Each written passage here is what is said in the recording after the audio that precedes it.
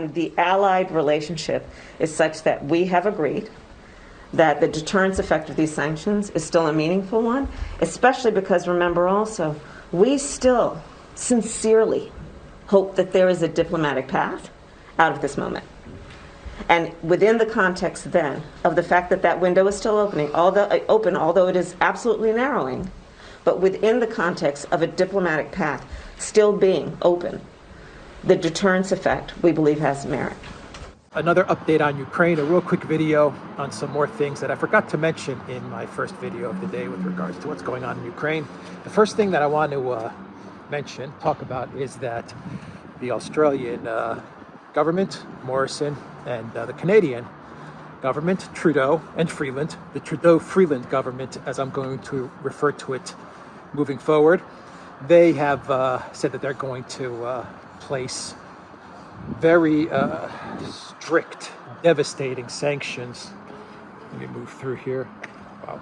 Devastating sanctions on Russia. And I find it's really unbelievable that you have two countries, Australia and Canada, that are perhaps the most tyrannical governments right now in the world with regards to lockdowns and digital IDs and jabs, and everyone sees what's going on in Canada. What about Dan Andrews in Australia?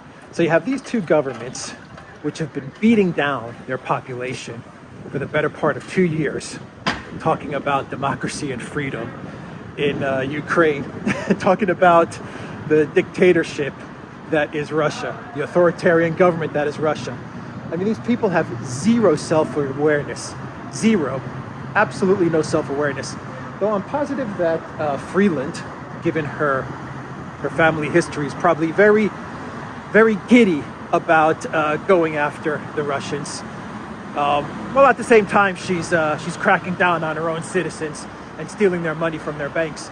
But also keep in mind one more thing, that while Australia and Canada were imposing the most draconian lockdowns on their population and on their people, and they continue to push forward with the Great Reset and digital IDs and all of these things, Russia did none of that, really.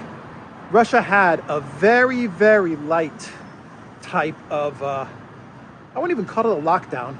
They placed some restrictions in the beginning of the pandemic. They had bars and clubs closing early. They restricted the movement of people for a little bit, and they gave people certain papers that they needed to present when they were traveling around the city for certain distances. But once things cleared up, they removed all of those restrictions, and they never really had a lockdown. They tried to impose digital IDs. There was a faction in the Kremlin that wanted to follow the EU and the US and the Canadians' lead on the digital ID thing. In other words, some people in the Kremlin who thought that Klaus Schwab's idea of a Great Reset was the way to go, and they tried to push some of that through, and it got rejected. So keep in mind, while Trudeau and Morrison are talking about, the authoritarian, tyrannical government of Putin, they're the ones that are going into bank accounts. They're the ones that continue to lock down people. They're the ones that are pushing for digital IDs and have implemented digital IDs and passports. And Russia did none of that. And when Russia did try to put some of that stuff out there, the people said no, and that was that. They removed them right away. So when the people spoke and they said, we don't want these passports, the Russian government said, we hear you, and we're removing them. So just some food for thought there. Anyway, so we have Australia and Canada now putting sanctions on Russia, and they're going to be imposing sanctions on Russia. We have the European Union saying that they're going to be having a meeting of the finance ministers, and they're going to place more sanctions on Russia. The sanctions that they put in place right now are very, very light. Russia's going to laugh at that, and the EU is now saying that they're going to put some more heavy sanctions on Russia, devastating sanctions on Russia. They're not going to do any such thing. The EU can't do anything to Russia at this point. Nord Stream 2 was about the biggest gun that they had in their arsenal. That's it. The minute Nord Stream 2 was put on hold, and the Europeans are still not saying it's going to be canceled. So they said it's going to be canceled. Now they're walking that back because they're scared shitless at the fact that their industry is going to completely implode. Energy prices are going to go through the roof because they're going to cancel Nord Stream 2. So they're scared to death of that. They're now saying that Nord Stream 2 is going to be put on hold. But the finance ministers of the 25, 26 countries now are going to get together, and they're going to put together a new sanctions package that's going to do nothing. It's going to do nothing. The Russians, I don't think the Russians even pay attention to Europe anymore. God knows, Ursula von der Leyen, whenever she has conferences or conventions, world leaders don't pay any attention to her. They don't even shake her hand. Erdogan, when she went to visit Erdogan, he put her to sit on the sofa. He's like, you sit on the sofa in the next room over there. I mean, the EU is just a freaking joke at this point in time. A freaking joke that's not only shooting itself in one foot, but it's about to shoot itself in both feet with the cancellation of Nord Stream 2. There's some people in Germany that are even saying, let's cancel Nord Stream 1. What a bunch of idiots. All I could say is this, maybe Europe has been taken hostage by the Greens and all of these ideologues that want to see the end of gas and oil and fossil fuels, and they're willing to have Europe implode and just go down the crapper for the next 20 years in order to fulfill their ideological dream. Who knows? Anyway, that's the news from Europe. Russia isn't even worrying about what the European finance ministers are going to do. To them, it's just all, just babble and garble coming out of technocrats and bureaucrats and ideologues in Europe. The other thing that I want to say is that the sanctions in the UK, are meaningless. They sanctioned 5 really small banks, meaningless banks, and they're saying they're going to put some more sanctions, but once again, no teeth. Russia's going to completely brush those off. The sanctions from the US are also pretty light right now. The one thing that has developed is that the Blinken-Lavrov meeting scheduled for Thursday has been canceled. So that's one thing that has happened. But Jen Psaki said in one of her pressers that diplomacy is still on the table. So, the U.S. is talking a big game. Biden is coming out there and saying, I stare at Corn Pop in the eye and, I beat him down. I'm tough Scranton Joe, but it's just all words. Nothing that the U.S. can do at this point either is going to faze Russia. The one thing that we have to keep an eye out for is that the Ukraine military, under the orders of the United States and NATO, may be crazy or stupid enough to press on in East Ukraine and actually go for some sort of attack. If they do that, then you're looking at 60,000 troops, Ukraine military that are on the contact line of Donetsk and Lugansk, who are going to get annihilated, literally annihilated in 1 or 2 days.